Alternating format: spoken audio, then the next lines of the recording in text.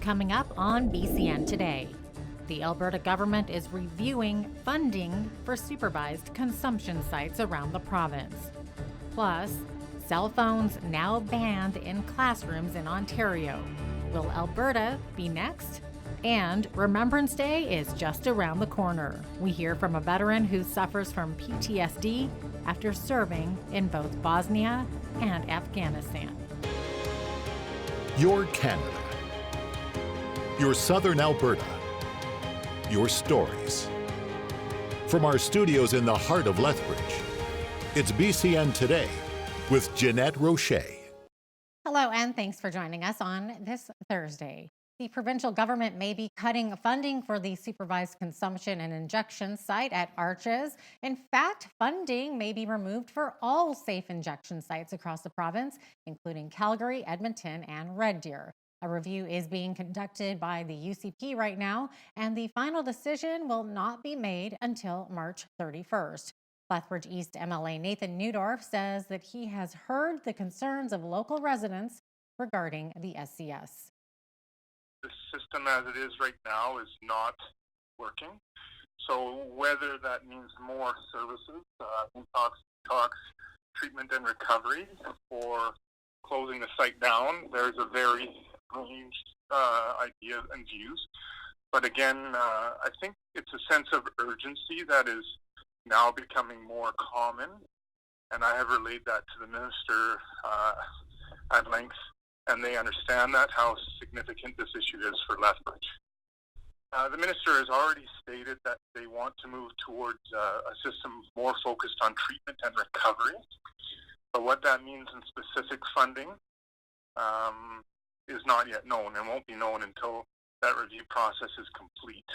He has indicated, though, that harm reduction is still part of the process, and but it will remain to be seen exactly how that turns out in the new year.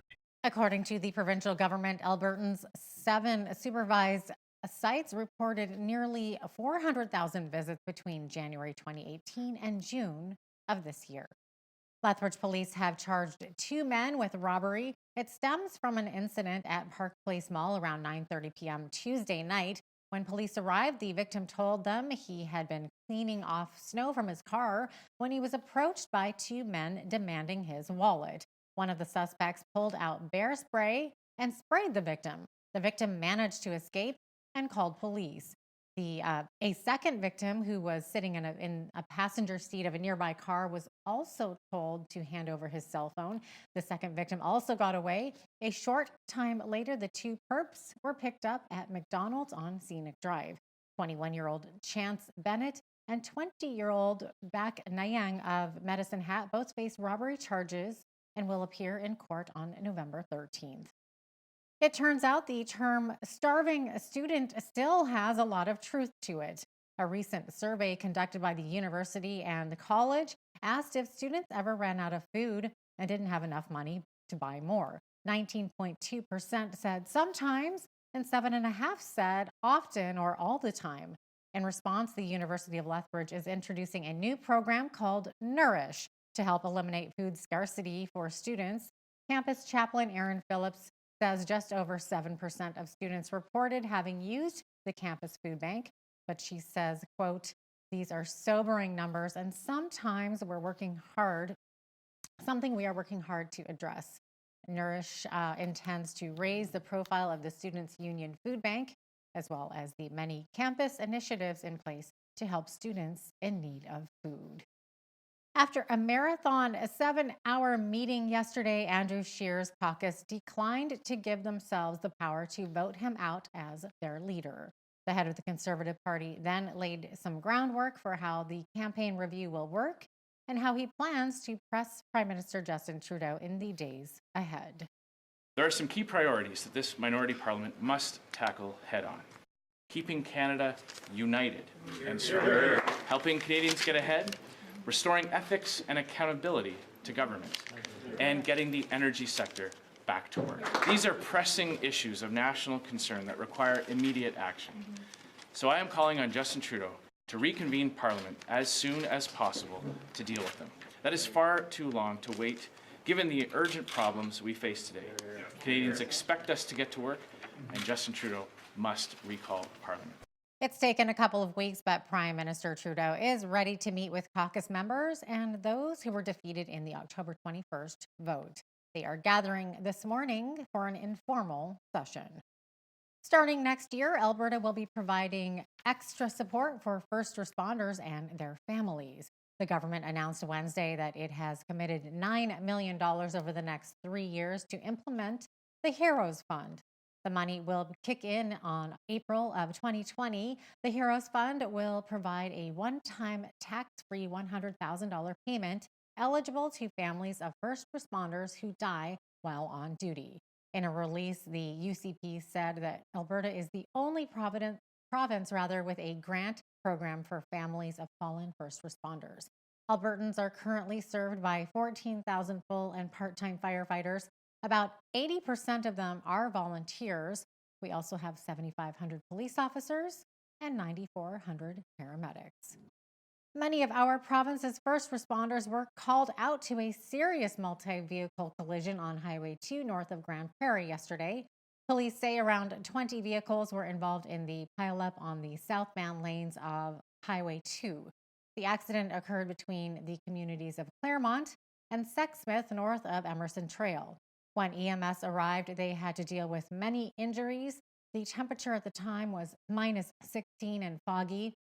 Witnesses say there was zero visibility for about 30 meters.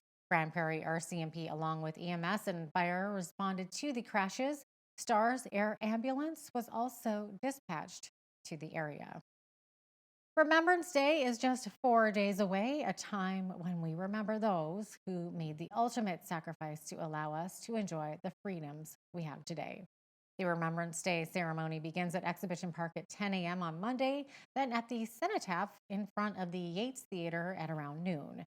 Many of our veterans are hurting. A Canadian war vet in Lethbridge revealed how he suffered a complete breakdown and developed post-traumatic stress disorder from working with the families of killed and wounded soldiers while stationed in Bosnia.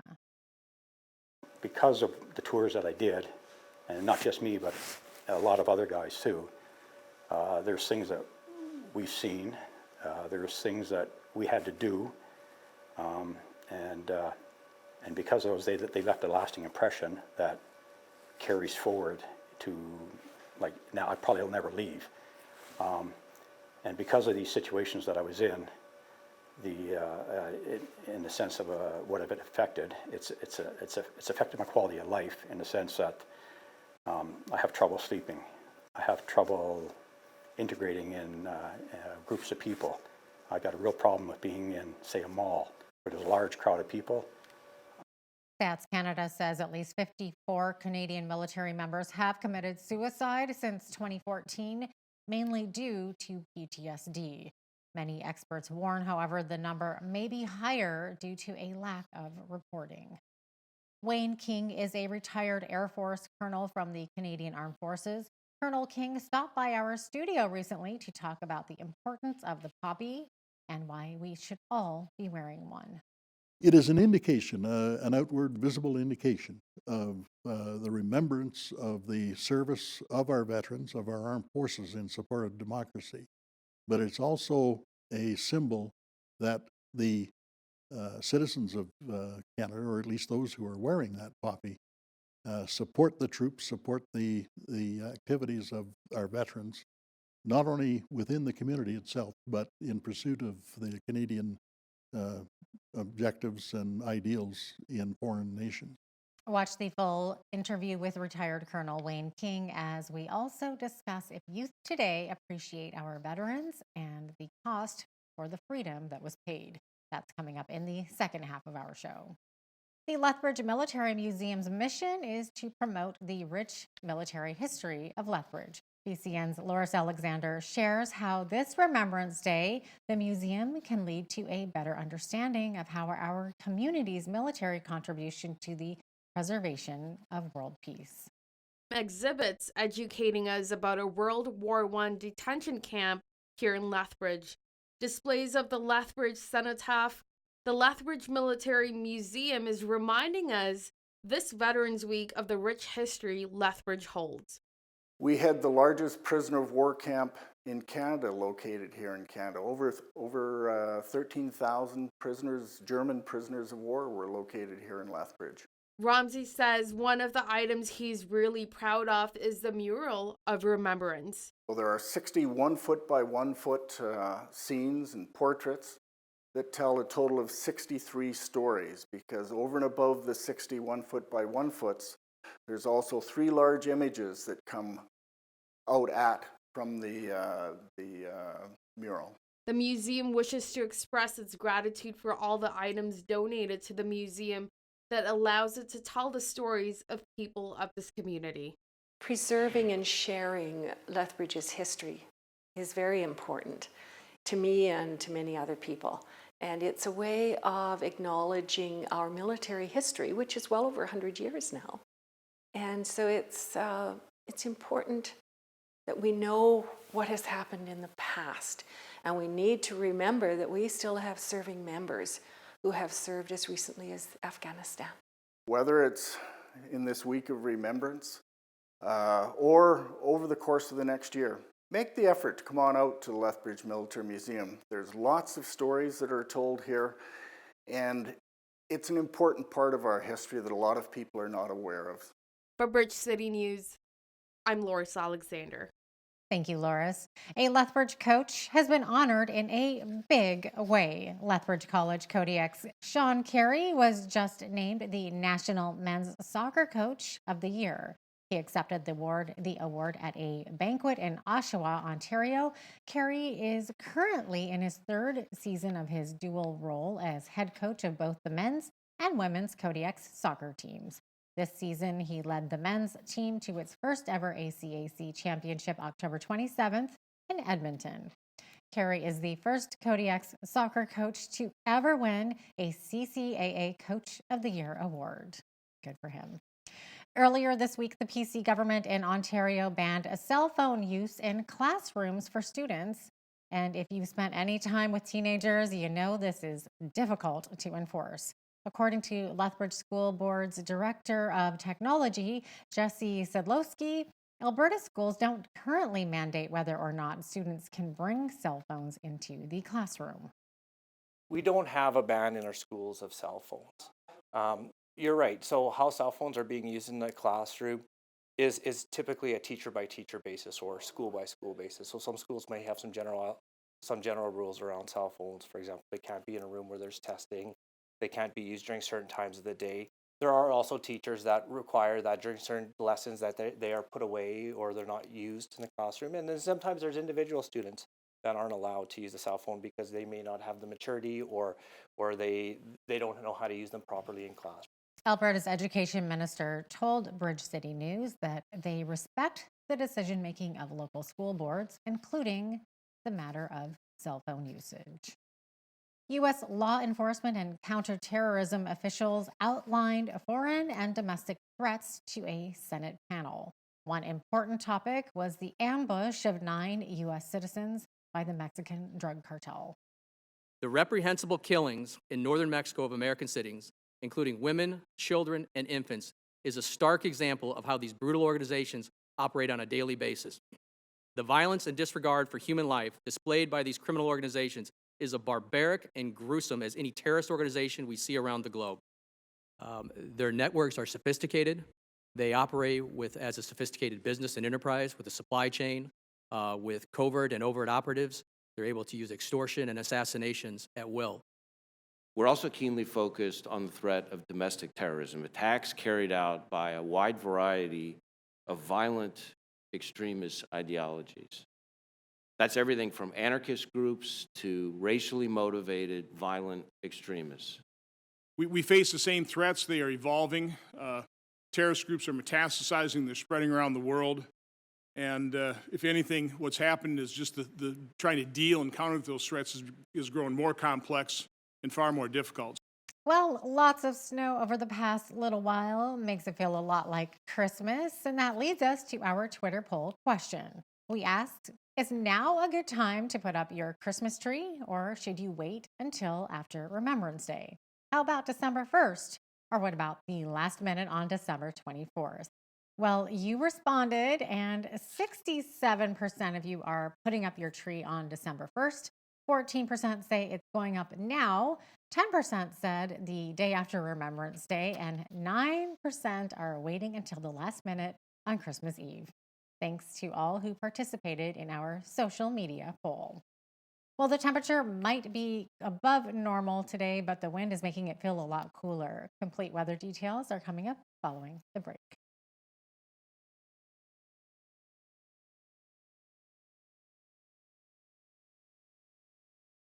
Welcome back. Here's a look at your weather highlights for Lethbridge today and tomorrow. Mix of sun and cloud there with a chance of flurries still today with a high of +6, a high of +2 overnight there. But tomorrow, tons of sunshine, and look at that temperature, +14 degrees tomorrow. Now, you'll have to bear with me for this 5-day forecast because it's a little bit all over the place. We got some scattered clouds on Saturday with a high of 7. But then it's going to drop to -12 on Sunday with snow Sunday and Monday, -6 on Monday. And then we're going to climb right up to 10 degrees on Tuesday with lots of sunshine, and then go down to 6 degrees on Wednesday with a mix of sun and clouds. So it's kind of all over the place. I don't think the weather knows what it's doing these days. The highs and lows for this time of year, the high temperature this time of year, about 6 degrees. The low, -5 degrees. The highest on record on this day was 1999. It was 22 degrees. The lowest was a freezing -27 in 1973. The sun rose this morning at 7:30 a.m. on the dot, and it will be setting just after 5 p.m., right when you're driving home from work. Looking to the national forecast on the west coast, Victoria and Vancouver, scattered clouds, high of 13 in Victoria, high of 11 in Vancouver. Edmonton, we're going to see mainly cloudy skies up there with a high of 4 degrees. Lots of sunshine, though, in Calgary today with a high of 7 degrees. Saskatoon, we're going to see a mix of sun and cloud with a high of -8 for that city, high of -9 in Regina, but tons of sunshine in Regina and also in Winnipeg. Winnipeg's going to see also a high of -6, but that sunshine will be lovely. Over in Toronto, they're going to be seeing some flurries today with a high of +2. Flurries also in Ottawa, same temperature, +2. Montreal is going to see a mix of rain and snow, so wet conditions in Montreal today with a high of +3. Same thing for Fredericton, lots of snow and rain, kind of just mixed bag there. +3 is the temperature. Charlottetown, same thing except a little bit higher in temperature with a high of +7. Mainly cloudy skies in Halifax today with a high of +13. And in St. John's, sunny and +5. That's your forecast. Here's what's happening in your community. Here's your Bridge City News community calendar. Looking for a fun place where you and your kids can play? Come for a fun family night Thursday evenings from 4:30 to 6:30 p.m. to the Family Center in downtown Lethbridge. Me and My Family promotes learning through play and provides a safe place for kids to explore through physical activity, imagination, and creativity. For more information, visit famcenter.ca. The Memorial Film Festival is taking place November 8th to the 10th at the Empress Theatre in Fort Macleod. 6 military-related films will be shown, followed by lectures and a veterans panel hosted by a military historian who will share insights on historical events such as D-Day, the landing at Normandy, the Vietnam War, and more. To purchase tickets, visit McLeodEmpress.com or call 1-800-540-9229. A Victorian Prairie Christmas is taking place November 13th and 14th from 1 to 4 p.m. at the Galt Historic Railway Park north of Sterling, Alberta. Enjoy a beautiful and festive atmosphere featuring live entertainment, delicious food, and a Christmas pudding with rum sauce. Admission is $20 for adults or $18 for groups of 5 or more. Pre-book today by calling Jeff DeBoer at 403-327-2854. For more information, visit galtrailway.com. And that's your Bridge City News community calendar.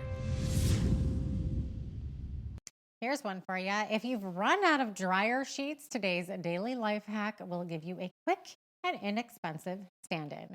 Crumple up some aluminum foil and place it in the dryer along with your laundry load. Your clothes will come out static-free. That should hold you over until the next time you go shopping. That's your daily life hack. I'm going to try that. A remote wildfire sanctuary near Hawaii is littered with carcasses of seabirds that died after eating plastic debris that circulates nearby in the Pacific Ocean. Midway Atoll is home to some of the world's rarest seabirds. When they're regurgitating to feed their chicks, they're not only regurgitating the squid eggs or the food, but all of what's attached to it. And if there's a short piece of plastic, it can perforate their yeah, intestines or their esophagus. So that is a very real possibility as well. I would say that there isn't a bird that doesn't have some. It's just that some get more than others, and the ones that get more than others actually environmental impact. Obviously then fill their bellies up with plastics instead of food, and eventually either choke or just don't have enough room for actual nourishment and perish. Growing insecurity in Iraq could lead to a fresh exodus of Christians from that country. That is according to Release International, which is helping to support refugees in the country. As we hear in this next report, the Turkish invasion of Syria and growing protests in Baghdad could drive even more Christians from the volatile area. Growing insecurity in Iraq and on its border could lead to a fresh exodus of Christians from the country, warns a partner of Release International, which is supporting refugees. There are fears that the Turkish invasion of Syria and growing protests in Baghdad could drive even more Christians out of the country. Only around 300,000 Christians remain in Iraq from a peak of 1.8 million in the year 2000, and many more are now anxious to leave, says Release International partner Jamal Ladawi, who's helping persecuted Christians in Kurdistan. Well, the Christians, anyway, they have no voice in Iraq and they have no power there. I think the Christian, they always suffer, no matter what is going on. Jamal explains how they're helping to restore countless broken lives there. We need to provide for them. This is why we try to help them to fix their homes. We try to help them to fix their life, and also to provide them with some training. They make them to do some work and to make some income to keep them stable, and they don't need to depend on any other people's support.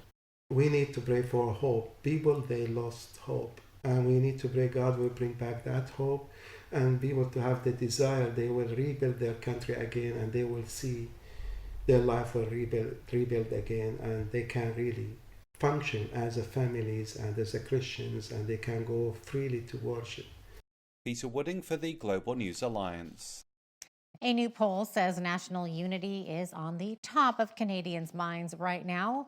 One of our regular political contributors, Brian Lilly, says many are still feeling divided since the federal election. We've got an Ipsos poll that shows 59% of Canadians across the country think that the country is more divided than ever. You've got 79% in Alberta saying that, 77% in Saskatchewan saying that. In fact, the only low ebbs are Ontario and Quebec, where Ontario it's 56%, Quebec it's 54%. So you've got people across the country saying that national unity is at an all-time low, that things are really bad, and you've got some politicians that just don't want to think this is accurate or real. Watch the entire interview with Brian Lilly talking about national unity and what the Prime Minister's new cabinet may look like. That's coming up after the break.